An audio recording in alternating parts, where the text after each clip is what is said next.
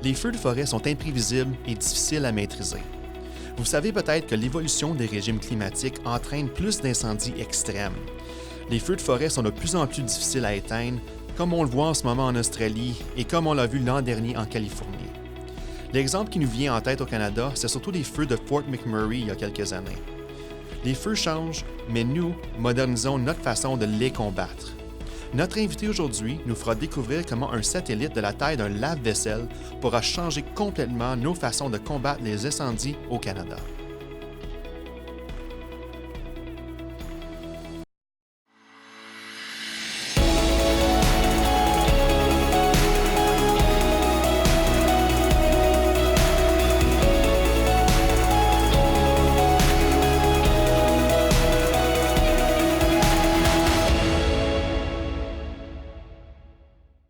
Bienvenue à un nouvel épisode du balado La science tout simplement.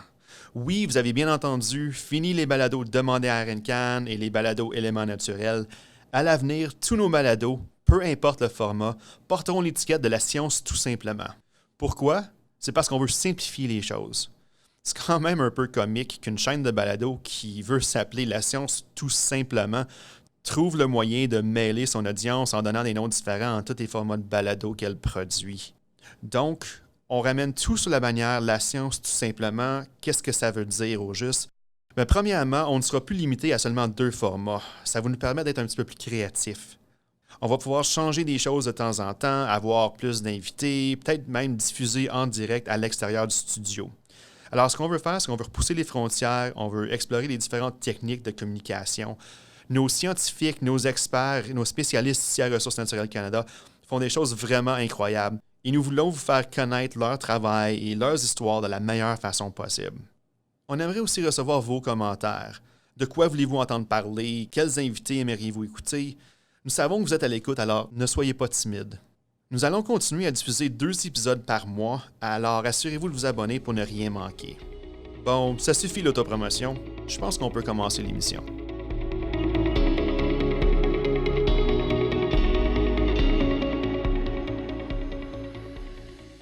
Aujourd'hui, en studio, on reçoit Cathy Khoury, une de nos animatrices de La science tout simplement. Cathy, ça va bien? Ça va très bien, merci toi. Très bien.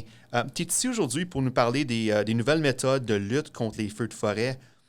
Est-ce que tu peux nous expliquer le type de dégâts que peut causer des feux? On connaît tous la puissance et les effets dévastateurs des feux de forêt. En 2019, la saison des feux de forêt au Canada a été plutôt normale. Alors, ça a donné un répit aux régions qui avaient écopé par le passé. D'autres pays ont eu moins de chance. Tu as déjà mentionné les feux dévastateurs en Australie et en Californie. Les feux détruisent des maisons, des entreprises, des villes entières. Fort McMurray est encore en reconstruction. Les dégâts immédiats qu'on voit dans les médias sociaux sont spectaculaires. C'est sans compter les impacts économiques qui peuvent se faire sentir pendant des années. Les feux anéantissent les forêts et les populations animales. Alors oui, on se démène pour protéger nos forêts et parer aux menaces, mais c'est toute une commande. Et Dame Nature ne coopère pas tout le temps. En moyenne, les feux détruisent environ 25 000 km² de végétation par année au Canada. La moitié de la superficie de la Nouvelle-Écosse dans une seule année. C'est quand même assez incroyable. Oui, c'est incroyable. Que fait Ressources naturelles Canada pour s'attaquer au problème? Le ministre joue un rôle très important. Nos scientifiques cherchent des moyens de mieux prévoir les feux et de mieux les combattre.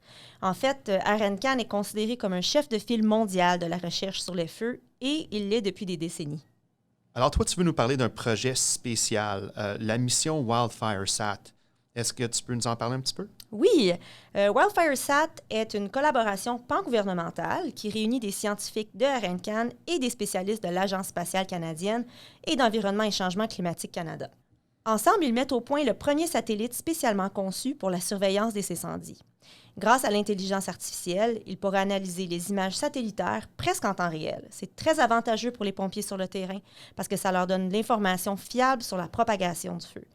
Alors qu'ils peuvent planifier et affecter les ressources en conséquence. Tout ça grâce à un satellite de la taille d'un lave-vaisselle en orbite à environ 800 km au-dessus de la Terre.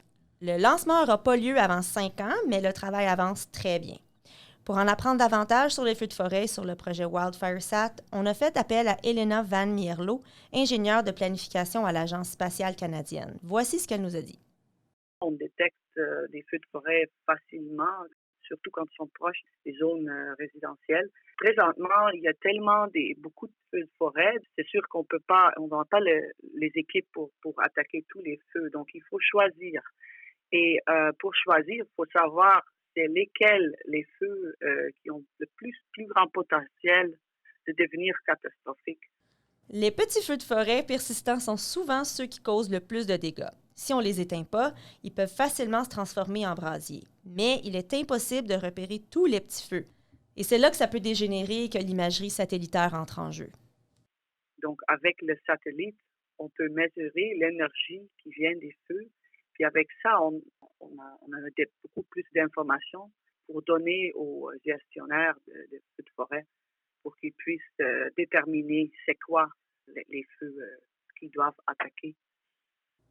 WildfireSat est conçu spécialement pour les feux de forêt. Il va donner l'information presque en temps réel aux gens sur le terrain. L'information comme, disons, la hauteur des flammes, la chaleur dégagée par le feu, la profondeur de brûlage dans le sol. WildfireSat va mesurer l'épannage de fumée, contrôler la qualité de l'air et déterminer la quantité d'émissions de carbone. Des renseignements cruciaux auxquels les pompiers n'ont pas accès en ce moment. Elena nous donne plus de détails.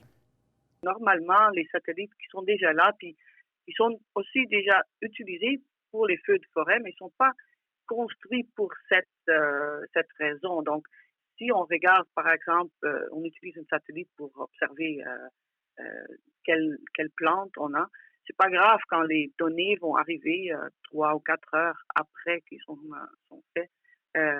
Au cas de feux de forêt, c'est très important que les utilisateurs reçoivent les données très, très vite. Donc, avec WildfireSat, ça va prendre 30 minutes à la place.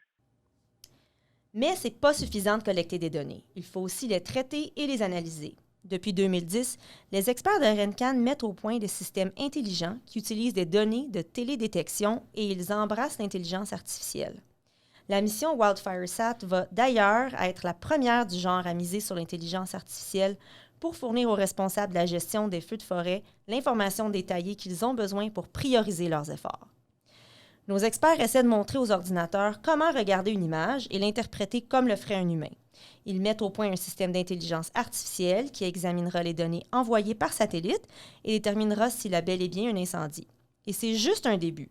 On peut s'attendre à ce que toute une panoplie d'outils de renseignement tactique fournissent de l'info encore plus précise. Les responsables de la gestion des feux de forêt pourront ensuite utiliser cette information riche en contenu pour hiérarchiser les petits incendies dangereux et les éteindre avant qu'ils prennent trop d'ampleur. Mais il ne faut pas oublier que WildfireSat ne sera pas lancé avant plusieurs années. D'ici là, beaucoup de pompiers canadiens au grand cœur ont offert courageusement leur aide à l'Australie. C'est un sujet super fascinant. Merci beaucoup, Cathy, de nous en avoir parlé. Ça me fait plaisir.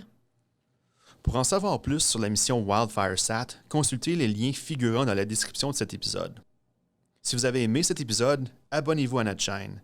Vous pouvez aussi nous écrire une critique ou partager l'épisode avec vos parents et vos amis ou à toute autre personne. La Science Tout Simplement a aussi un site web et une chaîne YouTube que je vous recommande de visiter. Nous avons des articles et des vidéos intéressantes sur le travail scientifique exceptionnel qui se fait ici à Ressources naturelles Canada. Les liens se trouvent aussi dans la description de notre épisode. Merci beaucoup de votre écoute. Ne ratez pas notre prochain épisode.